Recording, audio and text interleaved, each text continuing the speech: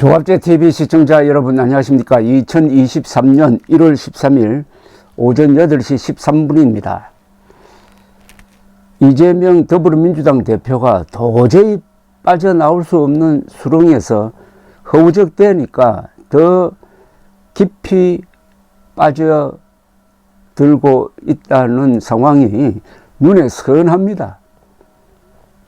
쌍방울 비리 의혹의 중심에 있는 김성태 조폭 출신 전 회장이 오늘 태국에서 자진 귀국한다고 합니다.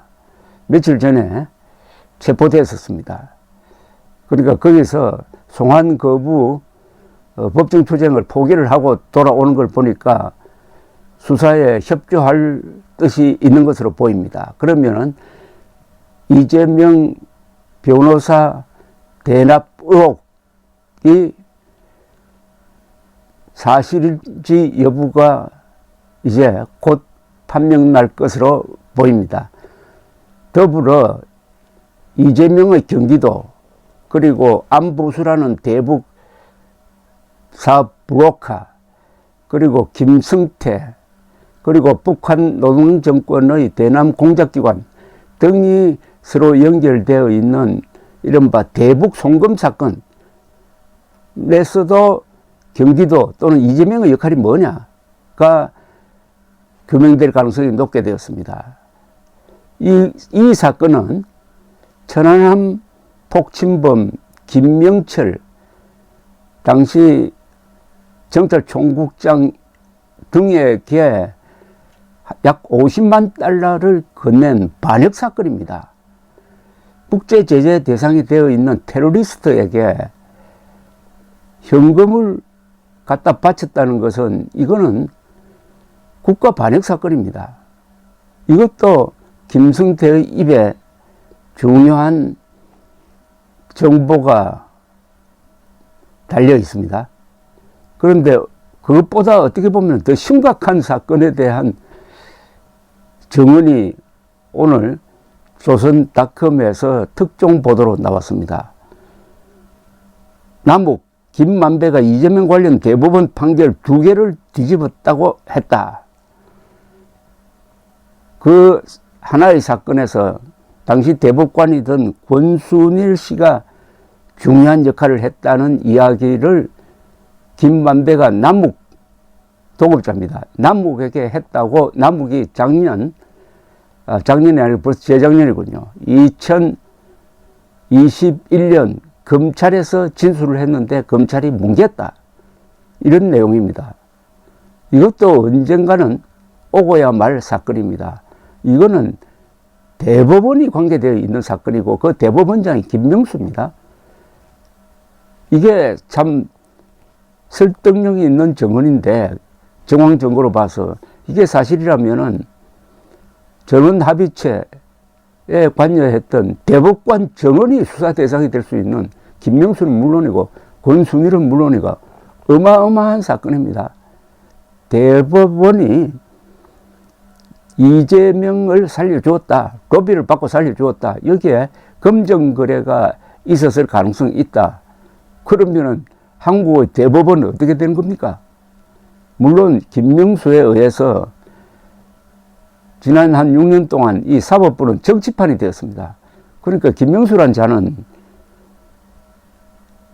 사법부를 정치화해가지고 일종의 당수 역할을 했습니다. 당수. 저 사람은 법률가가 아닙니다. 정치꾼입니다. 지금은 대법원장에 앉아 있으니까 수사를 피하고 있는지 모르지만은 어차피 원래 물러난 다음에 어떤 처지에 빠질지는 바로 김명수가 전임자 양승태 전 대법원장에게 어떻게 했는지를 보면 압니다. 사필 규정이라고 그럴까요? 인과응보라고 그럴까요? 조선닷컴은 서울중앙지검이 2021년 10월 남욱 변호사 천화동인 4호 소유주입니다. 에게 이런 진술을 받아냈다는 겁니다. 김만배가 내가 이재명 더불어민주당 대표의 선거법 위반 사건, 성남 1공단 공헌화 무효 소송 등 2건을 대법원에서 뒤집었다고 자랑했다는 취지의 진술을 남북으로부터 확보했다고 조선일보가 보도한 겁니다. 이 두 사건을 대법원에서 뒤집었다는 겁니다. 그래서 이재명이가 출마할 수 있었던 겁니다. 그리고 대장동 사업에서 어마어마한 돈을 벌 수 있었다는 겁니다. 이 대법원 이거 조사해야 되는 건 아닙니까? 아니 대법관이면은 저 법위에 있는 사람들입니까? 이재명 대표의 선거법 위반 사건이란 건 2018년 경기지사 선거에서 이재명 후보가 친형 정신병원 강제 입원 논란 등에 대해 허위 사실을 공표했다는 혐의로 기소된 사건입니다. 2심에서 벌금 300만 원 받았으므로 그대로 대법원에서 확정 판결이 나왔으면 출마를 못했다는 겁니다. 그런데 그게 파기환송 취지로 뒤집어지고 말았습니다. 성남 1공단 공헌화 무효 소송은 성남시장이던 이재명이 1공단을 공헌화하겠다며 관련 인허가를 중단시키자 당초 1공단 부지를 개발하려던 시행사가 2011년 성남시장을 상대로 낸 행정소송인데 이것도 2심에는 이겼는데 대법원에서 뒤집어졌다는 겁니다. 아주 드문 겁니다. 드문 사건입니다. 여기에 로비가 있었다. 로비는 돈을 동원한 로비 아니겠습니까? 선거법 위반 사건에서 2심 판결이 확정되었으면 이재명은 경기지사에서 물러나야 했고, 물론 출마는 불가능했고, 행정소송이 2심대로 성남시 패소가 대법원에서 확정되었다면 1공단 공헌화와 결합 방식으로 추진되던 대장동 사업은 차질을 피할 수 없었고 수익이 대폭 줄었다는 이야기죠. 둘 다 대법원에서 결론이 달라져 가지고 이재명에게 유리한 결과가 나왔고 그걸 김만배 씨가 자신이 해결했다고 말했다는 이야기입니다. 남욱 씨는 당시 검찰에서 이렇게 이야기를 했다는 겁니다. 김만배 씨가 이 대표의 선거법 위반 사건을 권순일 이름이 드디어 나옵니다. 권순일 당시 대법관에게 부탁하여 대법원에서 뒤집을 수 있도록 역할을 했다고 말했다고 남욱 씨가 진술을 했습니다. 검찰에. 그런데 그 검찰은 친문재인 검찰이었습니다. 남욱 씨는 또 김만배 씨가 어떤 부탁을 했다는 것인지를 검사가 어떤 부탁을 했다는 뜻이냐고 검사가 묻자 남욱 씨는 이렇게 이야기했다는 겁니다. 이재명 선거법 위반 사건을 대법원에서 권순일에게 부탁해서 2심을 뒤집었다고 했다는 겁니다.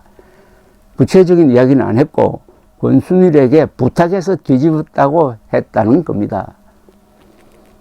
남욱 씨는 이후 조사에서는 김 씨가 2018년부터 권순일 이야기를 조금씩 하기 시작했는데 2019년 이후부터 권순일에게 50억 원을 주어야 한다는 말을 하기 시작했다면서 판검사들하고 수도 없이 골프를 치면서 100만 원씩 용돈도 주었다고 들었다고 검찰에 진술했다고 합니다. 여기 50억 클럽이라는 게 있습니다. 이것은 정영학 회계사 메모에 나오는데 50억을 주어야 할 대상자 이름을 적어 놓은 건데 그 중에 권순일도 포함되어 있는 그 도표가 있습니다. 이미. 남욱 씨는 대장동 사업에서 김만배의 가장 큰 공로가 1공단 개발 사업 시행사가 공헌화에 반대하면서 이재명 당시 성남시장에게 제기한 행정소송 결과를 뒤집은 것이라는 취지의 진술도 했다고 합니다. 남욱 씨의 진술이 나온 2021년 10월은 친문재인 정부 성향의 검찰 간부들이 대장동 수사를 담당하고 있었습니다. 당시는 권순일 전 대법관 등 법조인 이름이 거명된 이른바 50억 클럽 의혹이 확산되던 상황이었지만은 수사팀은 2021년 11월, 12월 권순일 전 대법관을 2차례 소환 조사한 뒤 압수수색 등을 하지 않고 사실상 수사를 멈췄습니다. 권순일 전 대법관은 대법원 전원합의체가 2020년 7대5 무죄 7 유죄 5로 파기환송한 이재명 대표 대법원 선거법 위반 사건에서 무죄 논리를 주도한 것으로 알려졌습니다.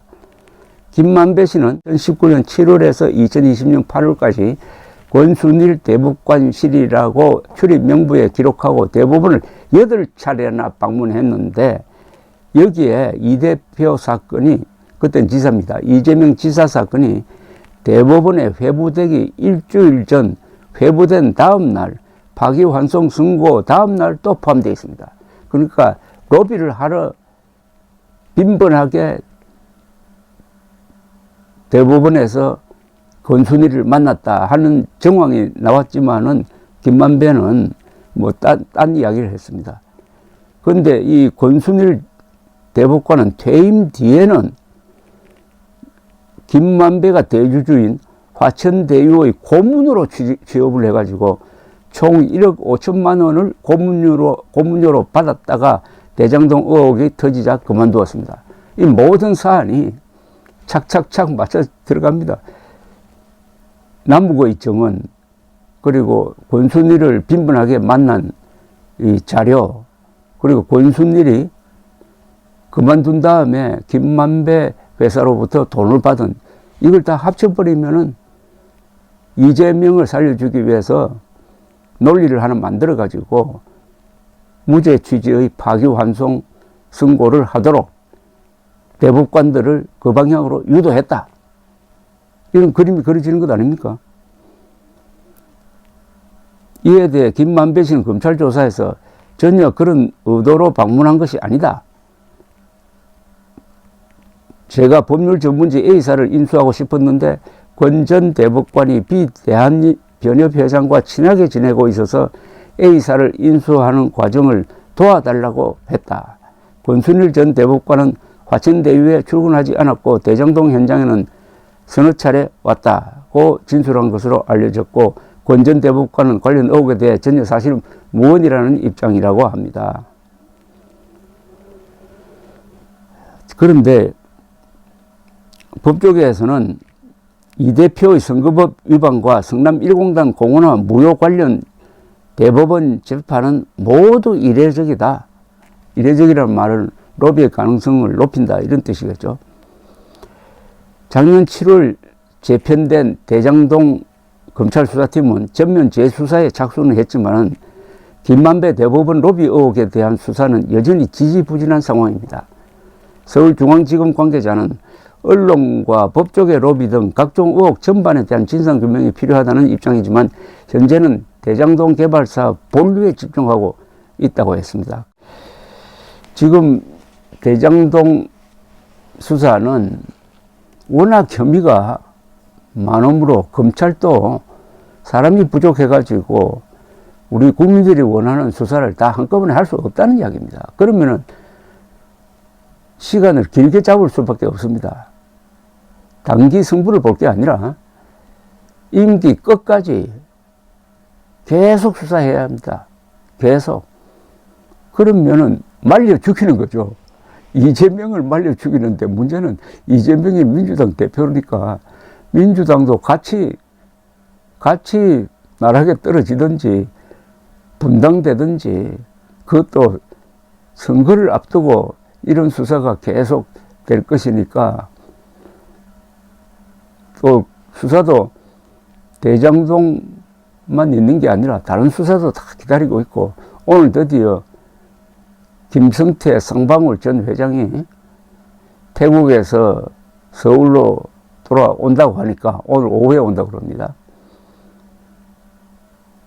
도간에 든 뭐 같은 신사가 된 이재명의 앞날에는 희망이 없습니다. 대한민국 살아있는 한. 감사합니다.